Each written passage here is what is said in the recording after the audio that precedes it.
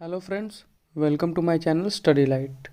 जैसा कि पिछले कुछ वीडियो से हम हिस्ट्री से रिलेटेड टॉपिक्स ला रहे थे, तो उसी का एक आगे का वीडियो है जो कि हम इस वीडियो में इंडियन काउंसिल एक्ट ऑफ 1909 हम डिस्कस करने वाले हैं। पिछले कुछ वीडियो में अगर आप देखेंगे तो पार्टीशन ऑफ बंगाल, फिर उसके बाद स्वदेशी movement, formation of Muslim league और सूरत स्प्लिट, हम लोग ये 4 टॉपिक कवर कर चुके हैं।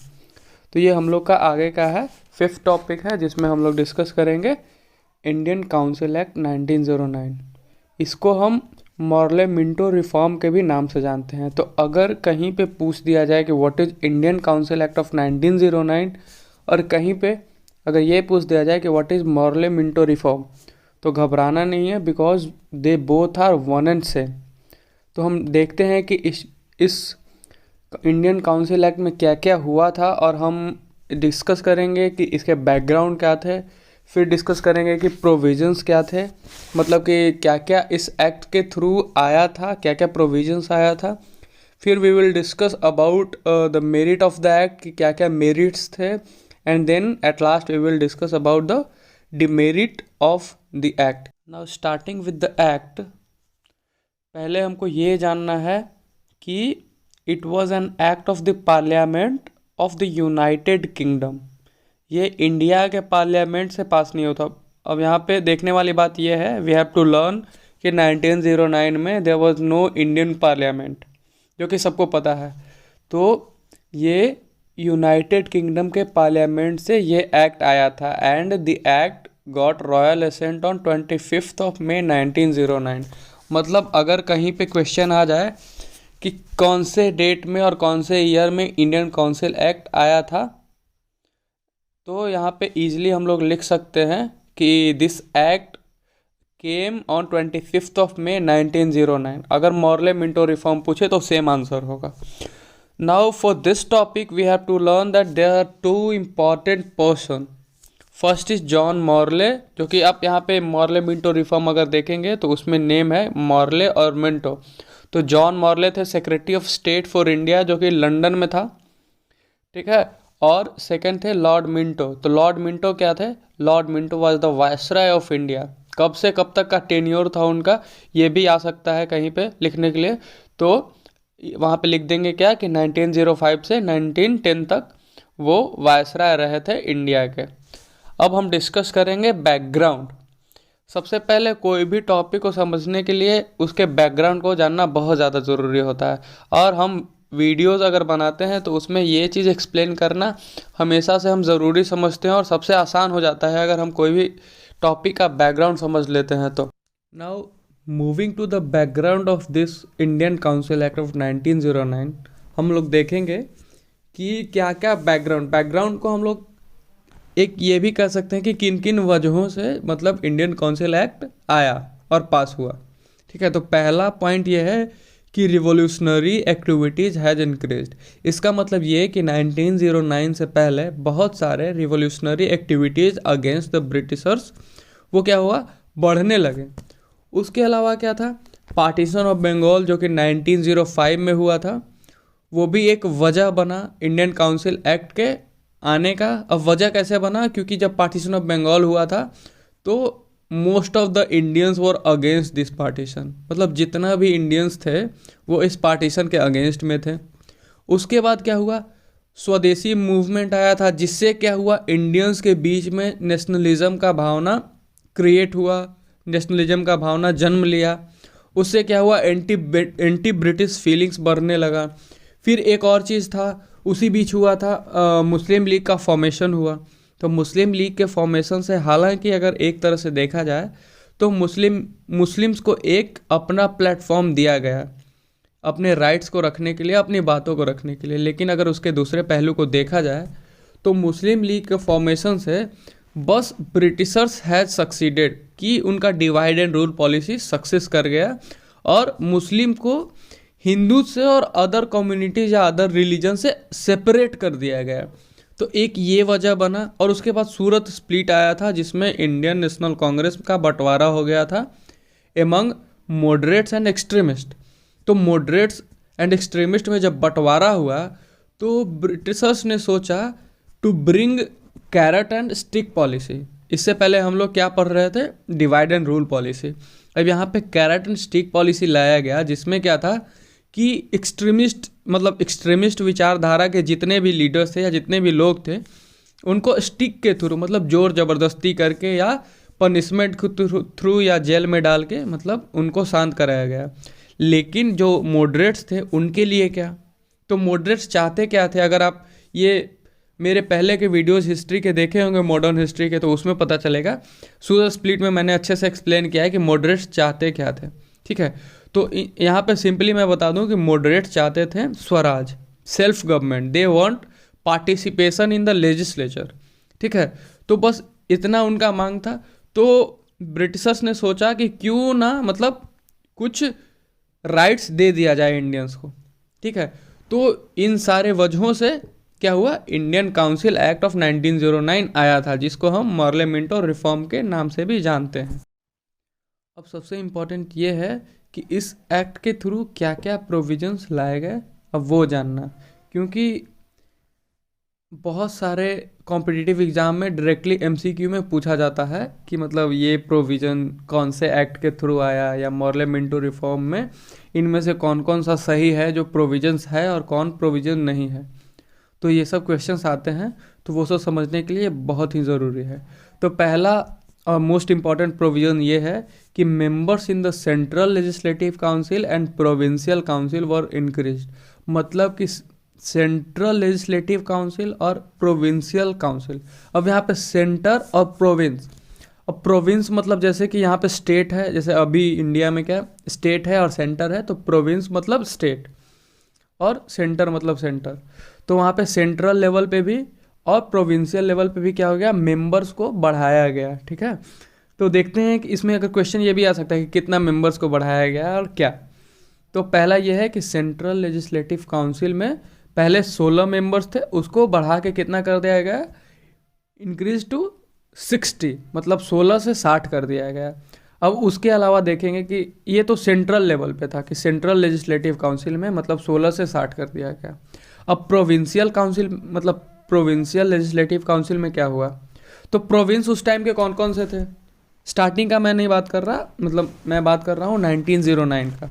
तो 1909 में कौन कौन से प्रोविंस थे, बंगाल, बॉम्बे, मद्रास, यूनाइटेड प्रोविंस।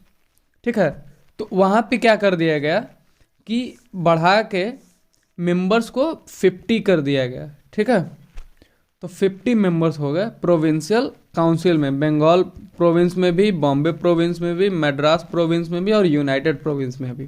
ठीक है, तो आप सबके लिए ये क्वेश्चन है कि बंगाल, बॉम्बे, मद्रास और यूनाइटेड प्रोविंस में 50 मेंबर तो कौन से एक्ट में किया गया, इंडियन काउंसिल एक्ट 1909 में। तो उससे पहले कितने मेंबर्स थे। ठीक है, अब ये चीज़ बहुत ज़रूरी है जानना, और आप लोग से थोड़ा रिसर्च का उम्मीद करते हैं, थोड़ा सर्च कीजिए आप लोग और बताइए कि पहले कितने थे। उसके बाद मोस्ट इम्पॉर्टेंट पॉइंट ये है कि separate electorates were given to the मुस्लिम।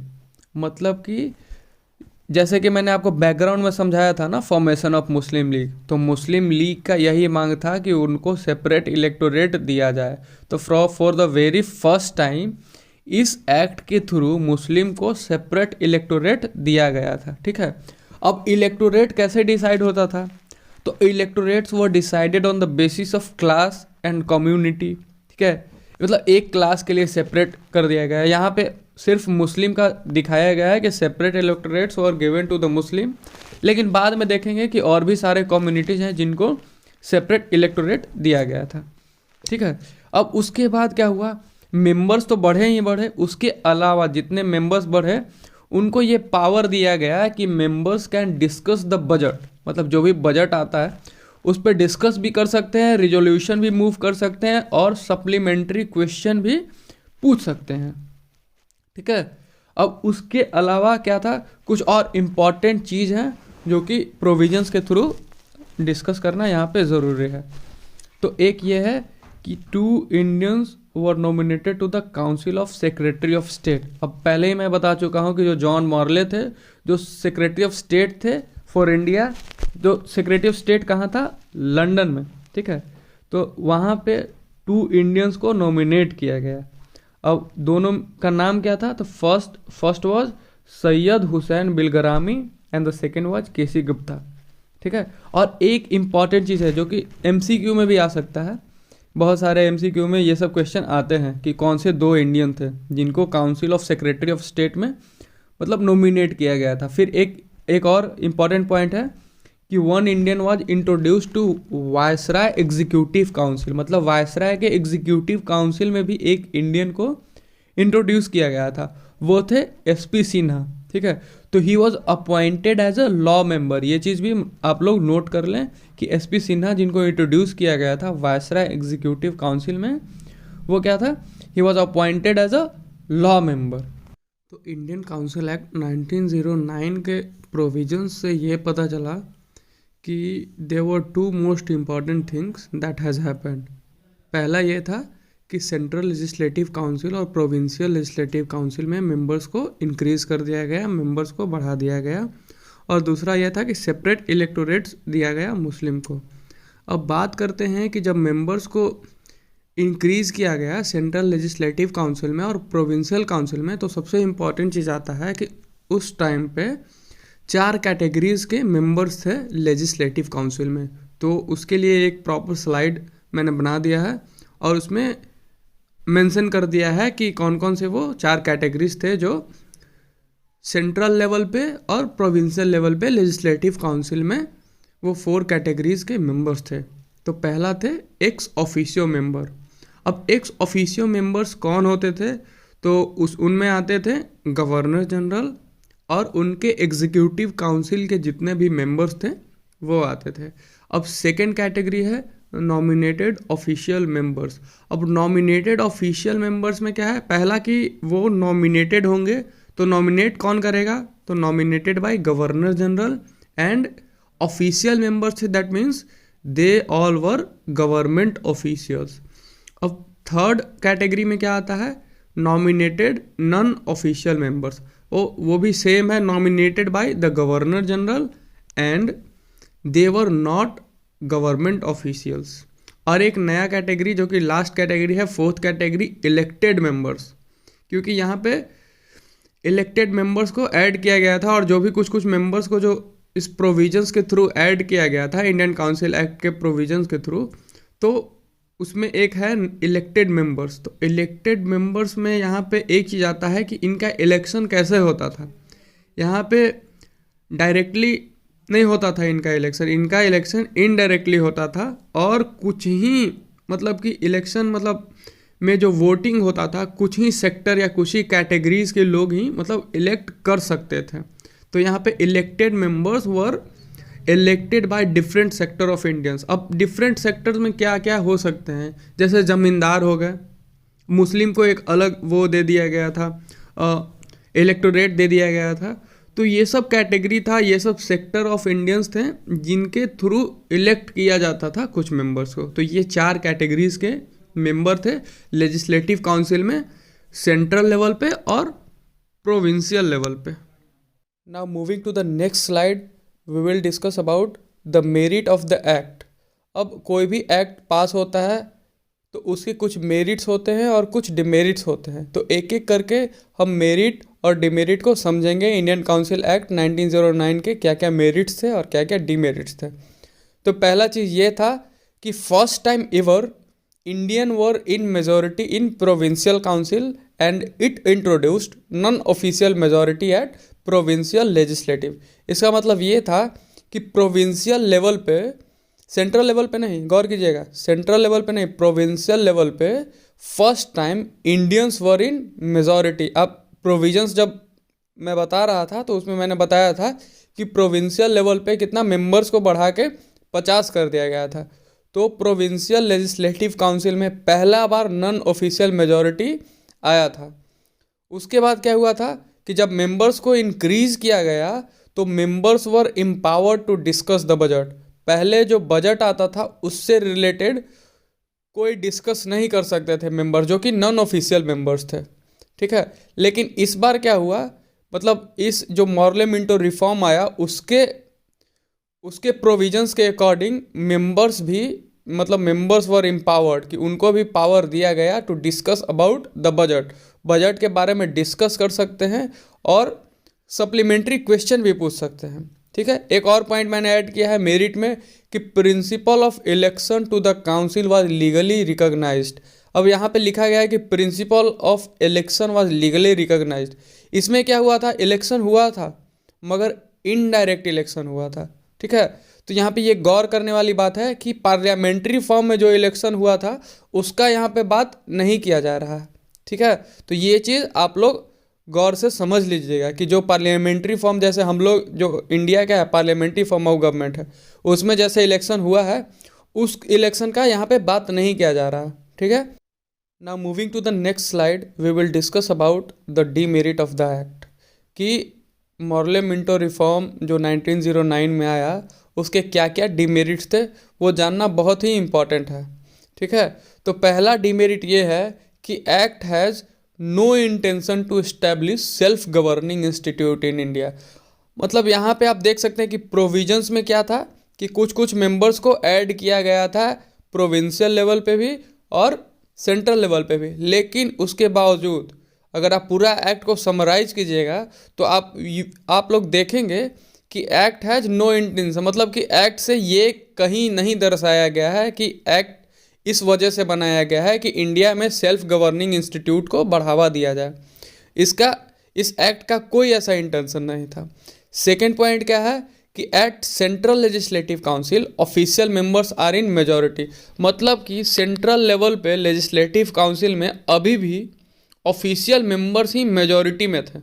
ठीक है, प्रोविंशियल काउंसिल में क्या था, प्रोविंशियल लेवल पे जो लेजिस्लेटिव काउंसिल था उसमें भले ही नॉन ऑफिशियल मेंबर्स का मेजॉरिटी था, लेकिन अभी भी सेंट्रल लेजिस्लेटिव काउंसिल में ऑफिशियल मेंबर्स ही मेजॉरिटी में थे। ठीक है, अब एक और जो डीमेरिट है इस एक्ट का कि हम लोग प्रोविजन में देखे थे कि एक सेपरेट इलेक्टोरेट दे दिया गया था मुस्लिम्स को। ठीक है, अब यहाँ पे जब सेपरेट इलेक्टोरेट दे दिया गया मुस्लिम से, उससे क्या हुआ कि it increased the disharmony among Hindus and Muslims. अब हिंदू और मुस्लिम में डिसहारमनी क्रिएट हो गया। अब कैसे क्रिएट हो गया, पहले क्या था कि वी आर लिविंग टुगेदर, जब ब्रिटिशर्स नहीं थे तो क्या था, we all are living together, लेकिन because of divide and rule policy, of Britishers, यहाँ पे हिंदू और मुस्लिम्स में क्या बंटवारा होने लगा या अलग होने लगे, मतभेद होने लगा, और वही चीज़ हुआ। और यहाँ पे एक और स्टेप आगे बढ़ गए ब्रिटिशर्स, इन्होंने क्या किया, मुस्लिम लीग का जो मांग था कि उनको सेपरेट इलेक्टोरेट दे दिया जाए, और वही उन्होंने किया, मुस्लिम को एक सेपरेट इलेक्टोरेट दे दिया। इससे क्या हुआ, वो सारे कम्युनिटी से खुद को सेपरेट हो गए, क्योंकि ऑब्वियस सा बात है ना, यहाँ पे अगर किसी भी एक कम्युनिटी को अगर एक सेपरेट इलेक्टोरेट दे दिया जाता है तो वो बाकी कम्युनिटी से उनको अलग कर दिया जाता है। ठीक है, तो भले ही मुस्लिम के फ़ायदे के लिए हो या ना हो, वो हम लोग बाद के वीडियो में या आगे हम लोग डिस्कस करेंगे, लेकिन यहाँ पे क्या हुआ, बाकी जो कम्युनिटीज़ हैं इंडिया में उससे मुस्लिम्स को अलग कर दिया गया by giving separate electorate to them. ठीक है, तो ये भी वन ऑफ द डीमेरिट है। अब इस एक्ट में जैसे हम लोग इस एक्ट का इंट्रोडक्शन पढ़ लिए, प्रोविजंस पढ़ लिए कि क्या क्या प्रोविजंस थे, हम लोग पर्सन्स के बारे में पढ़ लिए कि कौन कौन पर्सन थे जो मतलब इम्पॉर्टेंट पर्सन थे जो इस एक्ट को पास करने के लिए, मतलब जैसे जॉन मॉर्ले के बारे में डिस्कस किए, लॉर्ड मिंटो के बारे में डिस्कस किए, फिर जो कुछ इंपॉर्टेंट मेंबर्स जिनको ऐड किया गया उनके बारे में डिस्कस कर लिए, फिर उसके बाद जो भी कैटेगरीज ऑफ मेंबर्स थे लेजिस्लेटिव काउंसिल में वो सब डिस्कस कर लिए, उसके बाद मेरिट भी डिस्कस किए हैं और डिमेरिट भी डिस्कस किए। तो ये इंडियन काउंसिल एक्ट 1909 का ये पूरा टोटल समरी मैंने आपको डिस्कस करा दिया है, और होप कि आप सभी को वीडियो पसंद आया होगा और आप सब ने इन्जॉय किया होगा, और ज़रूर इस वीडियो से आप सबको कुछ सीखने को मिला होगा। Thank you.